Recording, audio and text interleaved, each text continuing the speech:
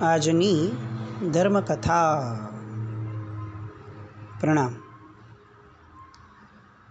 નવકાર, પરોપકાર અને મૈત્રી, આ ત્રણેયના મહાસાધક એવા પૂજ્ય પન્યાજી મહારાજ, ભદ્રંકર વિજયજી મહારાજ,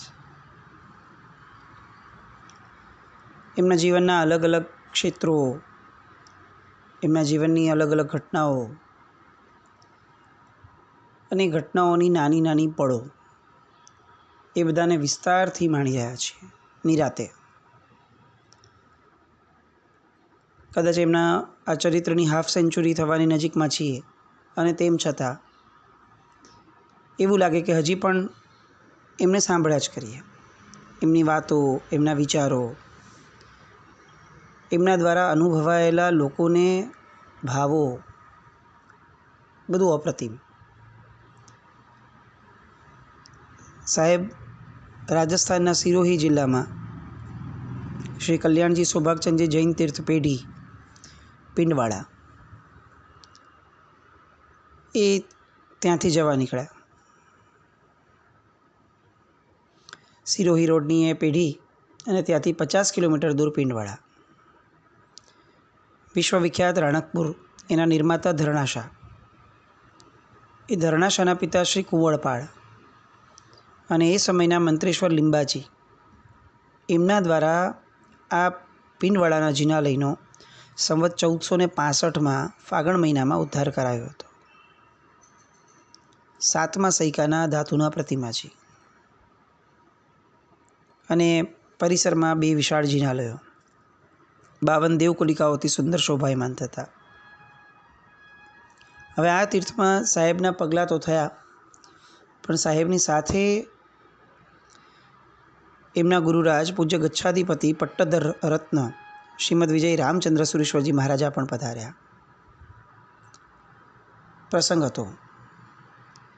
પિંડવાડાના જ રત્ન એવા દાદા ગુરુદેવ, કર્મ સાહિત્ય નિષ્ણાત, સિદ્ધાંત મહોદધી શ્રીમદ વિજય પ્રેમ સુરેશ્વરજી મહારાજાની ગુરુમૂર્તિની પ્રતિષ્ઠા. ત્યાંના નિવાસી લોકોના તો જાણે ભાગ્યના દ્વાર ખુલી ગયા હોય એવી સ્થિતિ. વાત છે સંવત 2027, એટલે કે ઈસવીસન 1971ની. આ ક્ષેત્રના પનોતા પુત્ર પ્રેમસુરી મહારાજ અને એમના જીવનની સુંદર ચિત્રાવલીઓ આખી ખુલ્લી મૂકવાની હતી લોકોની માટે. દેરાસરની સાવ નજીકમાં જ ગુરુ મંદિર માટેની જગ્યા મળી ગઈ હતી, એટલે બધાનો ઉમળકો પણ ઘણો હતો. ગચ્છાધિપતિ સાથે લગભગ 116 શ્રમણો, એમની નિષ્ઠાની અંદરમાં આ અંજન શલાકા પ્રતિષ્ઠા મહોત્સવ એ સંપન્ન થવાનો હતો. સંપ્રતિકાલીન ભગવાન અને આરસની કોતરણીવાળા દેરાસરની પ્રતિષ્ઠા વખતે એવું આયોજન થયું, આપણી આંખો પહોળી થઈ જાય. રોજના 25,000 લોકોને પાટલા ઉપર બેસાડીને જમાડી શકાયા. રોજના 25,000 લોકો. 1971ની વાત, ઈસવીસન. વ્યવસ્થા તંત્ર, ફેસિલિટીઝ એ બધી કેટલી અપડેટેડ હશે એ આપણે સમજી શકીએ. અત્યારે 2023 છે, આ 1971ની વાત. એ સમયના 10 લાખ રૂપિયાના ખર્ચે આ જબરદસ્ત આખું આયોજન થયું હતું. 50 વર્ષ પહેલાંના 10 લાખ. અને મજાની વાત એ કે 25,000 લોકોને પાટલા પર બેસીને જમાડ્યા, એના કરતાં પણ આનંદ આપણને જે થાય, અને કદાચ ઈર્ષ્યા પણ થાય, કારણ કે અત્યારે 25,000ના આપણે લાખ લોકોને જમાડી શકીએ છીએ, ના નથી. પણ જે ઈર્ષ્યા કરવા લાયક તત્વ છે એ છે કે આ બધા જ જમણવારની અંદરમાં જે પીરસવાવાળા હતા એ પિંડવાડાના જ યુવકો, 600 યુવકો કમિટેડ, કે જે લોકોએ આખા મહોત્સવ દરમિયાન જાતે પીરસ્યું. કોઈ અલગ કોમવાળા લોકો, નબળી વિચારધારાવાળા કે નબળી કોમના લોકો, દારૂ વગેરે પીતા હોય એવા લોકો, જેમની નજરો કેટલી સારી હશે એ પ્રશ્ન હોય એવા લોકો, આવા એક પણ લોકોને કામ નહીં સોંપાયું. આ બધી માર્મિકતા છે, આપણે સમજવી જોઈશે. આપણા જેમ જેમ અનુષ્ઠાનો વધતા જાય છે તેમ તેમ કેટલીક બદીઓ ઘર કરતી જાય છે. સાધર્મિક વાત્સલ્યના નામે આપણે આપણા સાધર્મિક બંધુઓને કેવા લોકોના હાથમાં સોંપીએ છીએ એ આંખ આડા કાન કરીને આપણે જોતા રહીએ છીએ. પીરસવાવાળો કોણ છે, એના દ્વારા આપણે વાપરવાનું અંદર જે શરીરમાં જાય છે ત્યારે કયા ભાવથી જાય છે એનો આધાર રહે છે. બનાવવાવાળા, પીરસવાવાળા, આ બધાનું મહત્ત્વ શું છે એ આયુર્વેદ વાંચીએ તો ખબર પડે. ઘરમાં મમ્મીના હાથનું બનાવેલું અને બહાર લારી ઉપર બનાવેલી વસ્તુઓ, એ બંનેના પાચનમાં કલાકોમાં પણ ફરક પડે છે. વસ્તુ એની જ હોવા છતાં કદાચ દ્રવ્યો પણ એના એ જ હોય ને તો પણ ફરક પડી જાય. બનાવવાવાળાના ભાવ મેટર કરે છે, પીરસવાવાળાના ભાવ મેટર કરે છે. આજે આપણે મોટા મોટા આયોજનો કરતા થયા પણ આપણા પાયાઓ હચમચી ગયા છે. એ સમયે નિત નવી આંગીઓ, રાત્રિ ભાવનાની રમઝટ, આ બધી બહુ જબરદસ્ત એક આખી ભૂમિકાઓ થઈ. અને એ જે ચિત્રાવલી હતી એની અંદર પણ બહુ સરસ રીતે ત્રણેય મહાપુરુષોને આવરી લેવામાં આવ્યા હતા. સર્વતોમુખી બહુશુદ્ધ ગીતાર્થ હતા. ઝીંઝુવાડાના દીપચંદભાઈ કે જેઓ જૂઠાભાઈ અને નવલબાના આશીષ ગ્રહણ કરીને 22 વર્ષની યુવાન વયમાં પ્રવજ્યા કરી, જેમણે ગ્રહણ કરી તેવા મુનિશ્રી દાન વિજયજી મહારાજ. એ પછીથી વ્યાકરણ, જ્યોતિષ અને જીનાગમોના ગહન અભ્યાસી એવા પિંડવાડાના વતની પ્રેમચંદજી કે જેઓએ 17 વર્ષની વયે ભાગીને 36 માઇલનું પગપાળા અંતર એક જ દિવસમાં કાપી અને પાલીતાણા પહોંચી દાન વિજયજી મહારાજ સાહેબના શિષ્ય તરીકે જે સ્થાપિત થયા હતા તેવા પ્રેમસુરી મહારાજ. આપણે પ્રેમસુરી મહારાજનું ચરિત્ર પણ બહુ જ નિરાતે જોયું છે. દાનસુરી મહારાજ સાહેબના ચરિત્રમાં પણ આપણે ડોક્યું ઘણીવાર સરસ રીતે થયું છે. આ બંને મહાપુરુષોને એમના શિષ્ય, વિનયી શિષ્ય એવા મુનિ રામ વિજયજી મહારાજ, આ બધાની ચિત્રાવલીઓ ત્યાં દેખાય. અને એક બહુ સરસ વાક્ય ત્યાં લખ્યું છે જે આપણે બધાએ બહુ જ મમડાવવા લાયક છે. ગુરુ શિષ્યને એક જ અક્ષરનો ઉપદેશ આપે છે જે શિષ્યને પ્રબુદ્ધ કરે છે, કિંતુ પૃથ્વીમાં એવું એક પણ દ્રવ્ય નથી કે જેને આપીને શિષ્ય એ એક અક્ષરના ઋણથી મુક્ત થઈ શકે. ગુરુનો ઉપકાર. સાથે સાથે એક પણ વસ્તુ આપણે આમાંથી સમજીએ કે બહુ બધું સાંભળવાની જે ઘેલછા છે ને એની સામે આ વાક્ય આપણને રેડ સિગ્નલ આપી રહ્યું છે.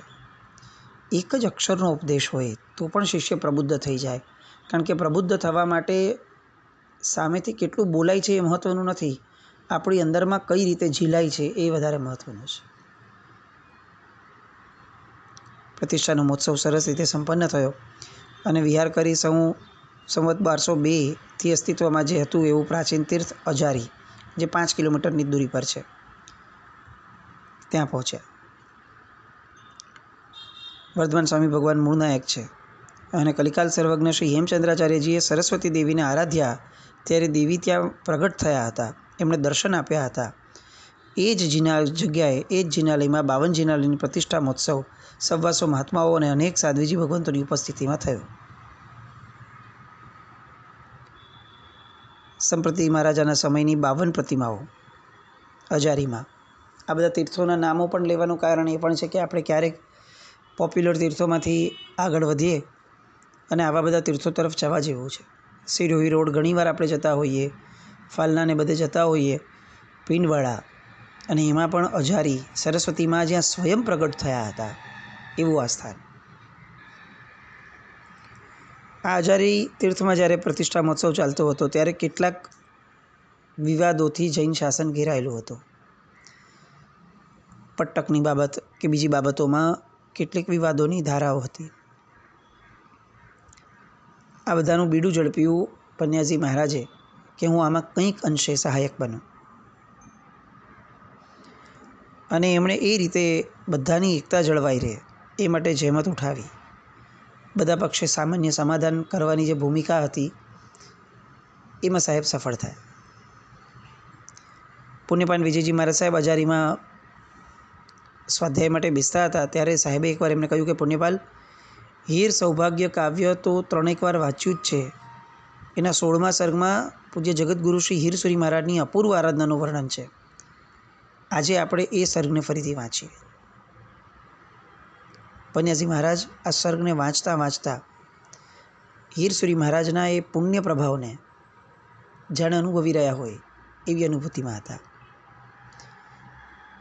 અજારી આ જબરદસ્ત પુણ્ય પ્રભાવ સાહેબનો એક સમાધાનની પૂર્વ ભૂમિકા રચાઈ અને એનો આનંદ માણવા પિંડવાડાથી સંઘ આવ્યો અને એમને ખાસ વિનંતી કરી અને સફળ થઈ એમની વિનંતી કે 2027 ઈસવીસન 1971 ચાતુર્માસ પિંડવાડામાં, જ્યાં વર્ધમાન સ્વામી ભગવાન સ્વયં વિચર્યા હતા એવી તપોભૂમિ. એક બાજુ તબિયત બગડતી જાય દિન પ્રતિદિન અને બીજી બાજુ સ્વાધ્યાય ભક્તિ અને ચિંતન ચાલતા રહે. શાસ્ત્રના પદાર્થોનું ગહન ચિંતન કરે, એના પર અનુપ્રેક્ષાઓ કરે અને કલમ વડે કાગળમાં ઉતારતા જ જાય. શ્રમણોના અને શ્રાવકોના પત્રો આવે એને પણ ઉત્તરો આપે રાખે. ચાતુર્માસ શરૂ હતું અને પિંડવાડા સંઘના જૈનો અને ગામના અજૈનો વચ્ચે જોરદાર સંઘર્ષ થયો. મતભેદ તો થયો, મનભેદ પણ થયો. એ સમયે મારે તો ફક્ત અહીંયા ચાતુર્માસ કરવાનું છે, અમે તો ધ્યાન અને અમારી સાધનામાં લીન હોઈએ એવો કોઈ વિકલ્પ પણ સાહેબને ન થયો. મધ્યસ્થી કરી સાહેબે, સમજાવટ કર્યો, સમાન ન્યાય આપવાની વાત કરી, દરેકનું હિત સચવાય એવી લાગણી કરી અને એના કારણે બંને પક્ષોએ જોયું કે સાહેબનો અથાગ પુરુષાર્થ છે, આપણાથી દ્વેષનો કે રોષનો માર્ગ કઈ રીતે અપનાવી શકાય અને બંને વચ્ચે ફરીથી ઐક્ય સધાઈ ગયું. સાહેબે ત્યારે બહુ સરસ વાક્ય એક કહ્યું હતું કે જે વાક્ય આજે પણ આપણે લક્ષ્યમાં લેવું જોઈએ અને આ વ્યાખ્યા પ્રમાણે જીવતા અને જાણતા આપણે બધાએ શીખવું જોઈએ. સમય જે સવ્વ પાણ ભૂએસુ સો ખુ સમણે. જે સર્વ જીવો પ્રત્યે સમભાવ રાખે છે તે શ્રમણ છે, તે સાધુ છે. બહુ જ માર્મિક, સમજવાલાયક, અંદરથી હચમચાવી દે એવું આ વાક્ય. અલબત્ત આપણને હવે જલ્દીથી વાક્યો હચમચાવતા નથી, આપણું કમ ભાગ્ય છે, કારણ કે આપણે બહુ બધું સાંભળતા થઈ ગયા અને એ પણ ઊંડાણ વગર સાંભળતા થઈ ગયા, જિજ્ઞાસા વગર સાંભળતા થઈ ગયા, અંદરના બહુમાન વગર સાંભળતા થઈ ગયા. એટલે આપણી માટે તો દરેક વસ્તુ ફક્ત એક કમ્પેરિઝનનો એક આયામ છે. બસ આ સારું કે ઓલું સારું, વાત પૂરી. આપણી માટે શું સારું એ વિચારણા તો આપણું લક્ષ્ય જ નથી.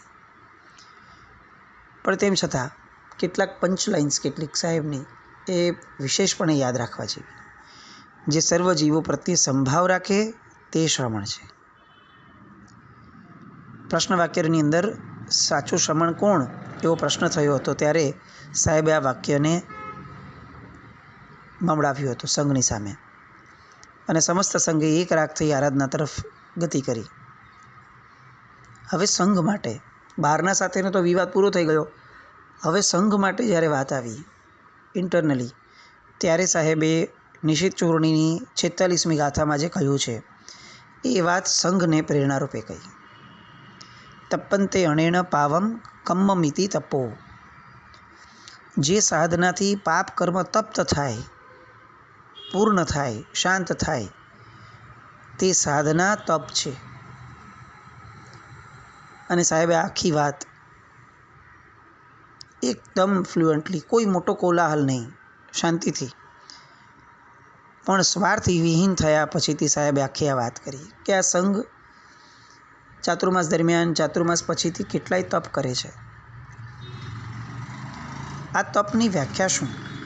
જો આપણે આપણી અંદરમાં ઉઠેલ કશાય નામના પાપોને શાંત ન કરી શકતા હોઈએ તો પછી આપણે જે કર્યું એ તપ છે કે નહીં એની ફેર વિચારણા કરવી એ આપણું જ કર્તવ્ય છે. આગમની વ્યાખ્યા તો એ જ છે કે જે સાધનાથી પાપ કર્મ તપ્ત થાય એ સાધના તપ છે, બીજો કોઈ તપ નથી. એ સાધના હોય તો જ તપ છે. મૈત્રી એટલે માત્ર ભાવના નહીં, પણ ચારે ભાવનાથી ઉત્પન્ન થયેલ એક ઉચ્ચતમ ચિત્તની પ્રસાદાત્મક અવસ્થા છે. જીવ મૈત્રી એ ધર્મરૂપી કલ્પવૃક્ષનું મૂળ છે. સંયમની વિરાધના થાય ને એ હજી એકવાર ચાલે, પણ આત્મવિરાધના થાય એ કઈ રીતે ચાલે? પ્રવચન વિરાધના તો એનથી એ બળવાન છે. કારણ કે આત્મવિરાધના કેવળ પોતાના દેહ પૂરતી મર્યાદિત નથી અને વીરતી અને મૈત્રી જેવી મૂલ્યવાન વસ્તુના રક્ષણ માટે પ્રવચન મૈત્રી છે. એટલે આત્મવિરાધના થાય એના કરતાં વધુ ભયંકર આપણને પ્રવચન વિરાધના લાગવી જોઈએ. પ્રવચનની અંદરમાં એક પણ શબ્દ એવો ન બોલાવવો જોઈએ કે જેના કારણે આત્મવિરાધનાની શક્યતા ઊભી રહે. ઘણાના હિતનો પ્રશ્ન હોય એવા સમયે શાંત રસના આવિર્ભાવમાં મૈત્રી અને ભક્તિ પરિણમે એવા પ્રવચનો આપવા એ આવશ્યકતા છે. સાહેબની આ વાતોને આ પરિપ્રેક્ષમાં અત્યારે વર્તમાનમાં જોઈએ તો આપણને ખરેખર સાહેબને મિસ થવાનો ભાવ આપણો પરાકાષ્ઠાએ પહોંચે. કેટલી સામાન્ય સ્તરની એક સમજણ છે પાયાની કે આત્માને કોઈ પણ પ્રકારે દુભવીને આપણે કઈ રીતે ધર્મ કરી શકશું.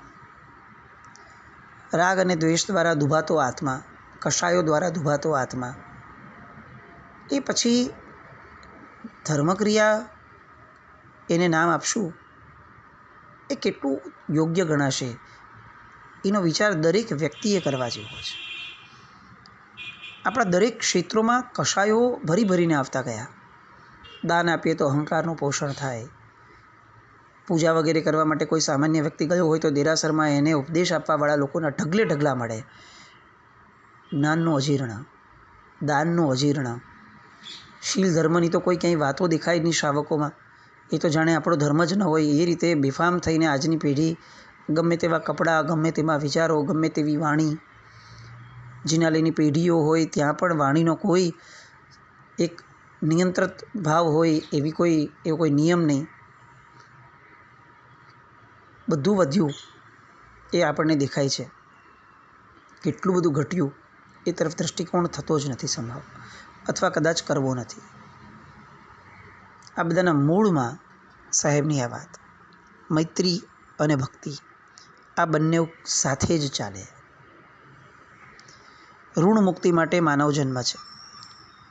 એ ઋણ કયું છે એ જાણવું હોય તો સમ્યક જ્ઞાન, ઋણને સ્વીકારવું તે સમ્યક દર્શન અને ઋણ મુક્ત થવાનો પ્રયત્ન કરવો એ સમ્યક ચારિત્ર છે. સંસારવર્તી જીવો પરસ્પર ઉપકાર કરે છે. બીજાનો ઉપકાર લીધા વિના કેવળ બીજા ઉપર ઉપકાર કરવાની સ્થિતિ એ ફક્ત સિદ્ધ અવસ્થામાં છે. એટલે ઉપકાર તો લેવો જ પડે એવી સ્થિતિમાં આપણે બધા જીવીએ છીએ. સાહેબની સાલસતા, વિનમ્રતા, કોક જાય એમની પાસે અને સિમ્પલી વાત કરે ને કે સાહેબ હું આ ગુરુના શરણે છું કે આ વ્યક્તિના શરણે છું, તો સાહેબ બહુ પ્રેમથી એમ કે પ્રભુને છોડીને અજ્ઞાનતા કે અતિરાગથી જ્યાં સુધી આપણો જીવ બીજાનું શરણ ઈચ્છે છે ત્યાં સુધી તે અશરણ જ છે.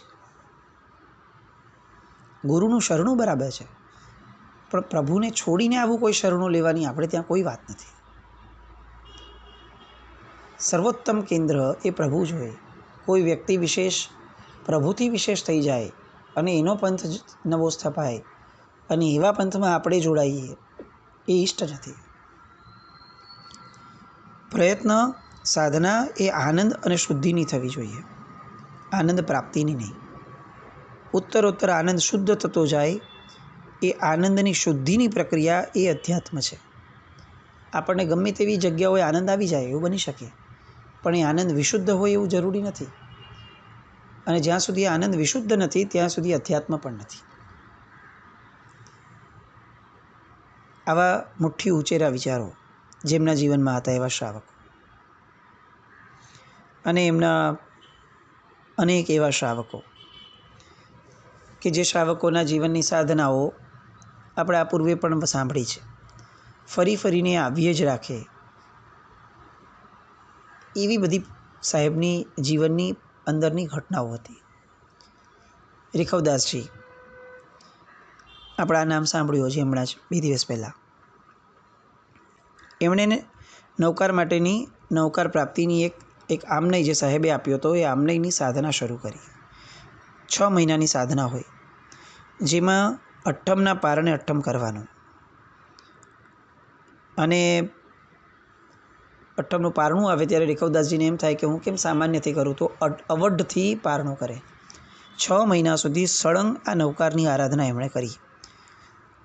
અઠ્ઠમના પારણે અઠ્ઠમ, પારણે અવઢનું પચ્ચખાણ.